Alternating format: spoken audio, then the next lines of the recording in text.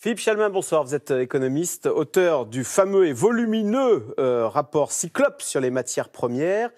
Philippe Chalmin, on vous a invité parce qu'il y a une révolution dont on ne parle pas et qui a des conséquences énormes en termes géopolitiques. C'est que tout doucement, les États-Unis sont en train de devenir le premier producteur mondial de pétrole. Je vous corrige, de redevenir. Car les États-Unis ont été déjà le premier producteur mondial de pétrole. C'était dans les années 60. Ils avaient même atteint leur record aux alentours de 10 millions de barils de pétrole chaque jour, aux alentours de 1971. Ensuite, la production pétrolière américaine avait commencé à décliner, avec des politiques environnementales qui avaient mis hors production des zones entières en Alaska, etc.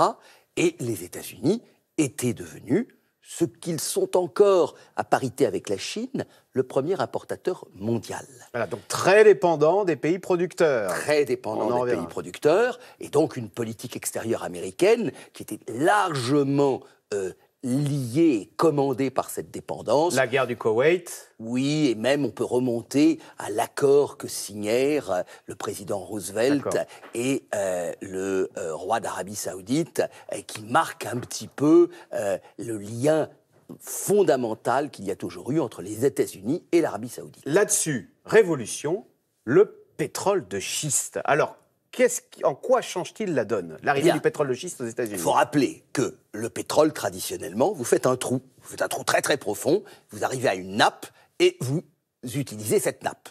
En général, ce sont des projets relativement lourds, avec des champs importants qui vont durer 10, 15, 20 ans peut-être. Ça, ce sont les forages à l'ancienne. C'est les forages à l'ancienne, qui continuent d'ailleurs à prospérer.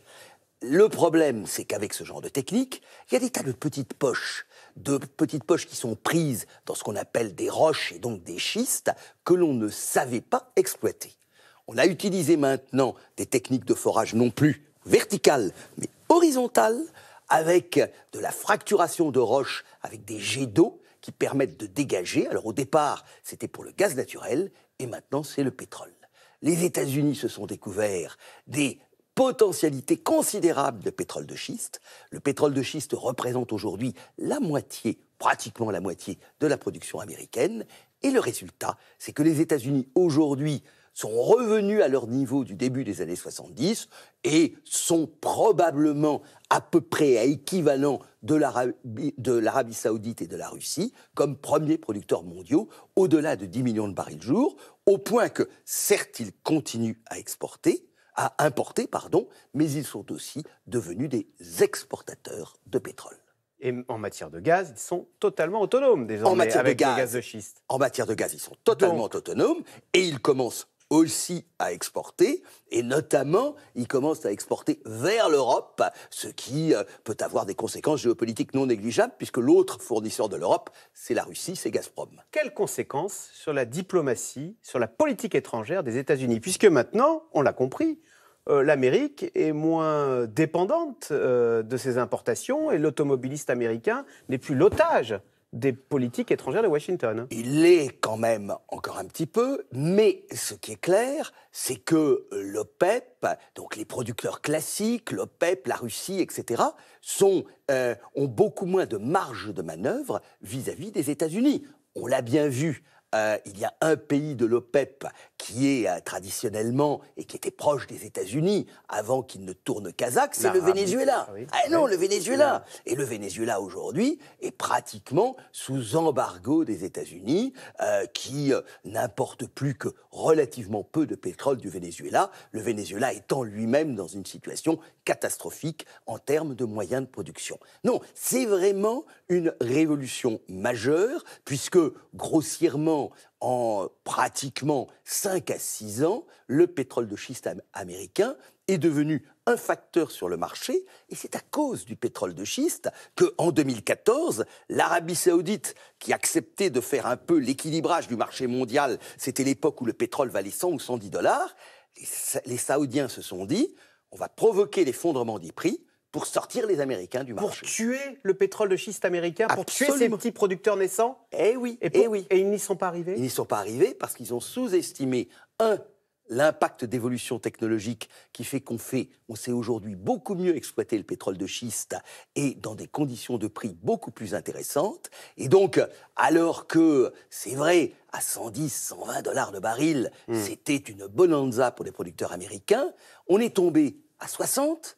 Et même à 60, eh bien, les producteurs américains continuent à gagner de l'argent. Et donc, la dynamique de production, elle se continue. Et en 2018, on prévoit encore une augmentation de la production américaine qui serait pratiquement l'équivalent de ce que les pays de l'OPEP vont retirer du marché. Donc Philippe Chalmin, on l'a vu, première conséquence, la diplomatie étrangère américaine va être moins dictée par ces conditions d'accès aux ressources pétrolières. Absolument. Deuxième conséquence, vous venez de l'évoquer, maintenant il n'y aura plus de flambée du pétrole, puisqu'on a bien compris que si la demande augmente, on a l'impression que les Américains peuvent augmenter leur production de pétrole de schiste, et ce qui va permettre de stabiliser les cours.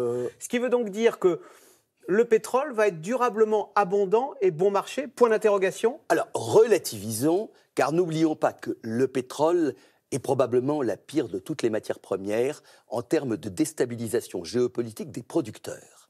Ne croyez pas que le pétrole apporte quelque bonheur que ce soit aux pays qui le produisent. Regardez le Venezuela, regardez l'Algérie, regardez la Libye, regardez le Nigeria. Et donc, nous avons... À chaque fois, surtout avec des pays on assez peut se retrouver autocratiques. avec des catastrophes. Imaginez simplement que nous ayons quelques problèmes en Arabie Saoudite avec le jeune prince qui essaie de relancer le pays dans une autre direction. Il a des opposants. Imaginons une guerre civile en Arabie Saoudite. Le pétrole flambe à 200 ou 300 dollars.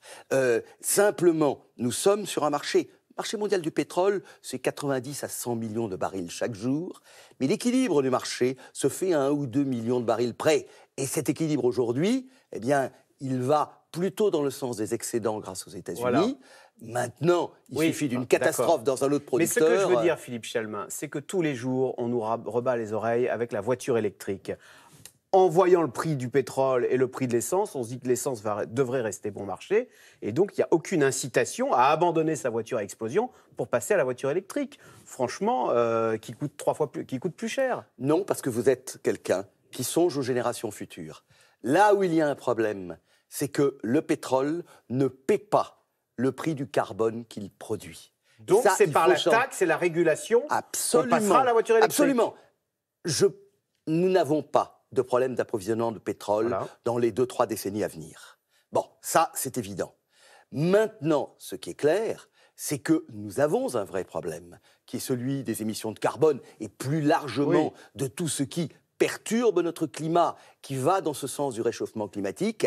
Et le pétrole, au même titre encore pire que le charbon, il faut arriver peu à peu à s'en dégager. Mais ce sera par des politiques autoritaires impopulaires, à la façon Anne Hidalgo. On interdit le diesel, on surtaxe l'essence, qu'on passera à la voiture électrique. Parce que naturellement, le marché ne nous y amènera pas. C'est ça que je voulais dire. Malheureusement, on a eu un moment où nous étions tous relativement heureux. C'est lorsque le pétrole, nous étions à 150 dollars en 2008. Nous étions en juillet 2008, le 10 juillet 2008, nous étions à 147 dollars. Et moi, je disais, au fond, c'est merveilleux parce que enfin, nous travaillons pour les générations futures. Parce qu'on va se libérer du pétrole.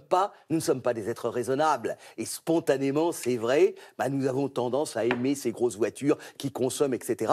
Malheureusement, naturellement, le prix du pétrole ne sera pas une contrainte à l'avenir.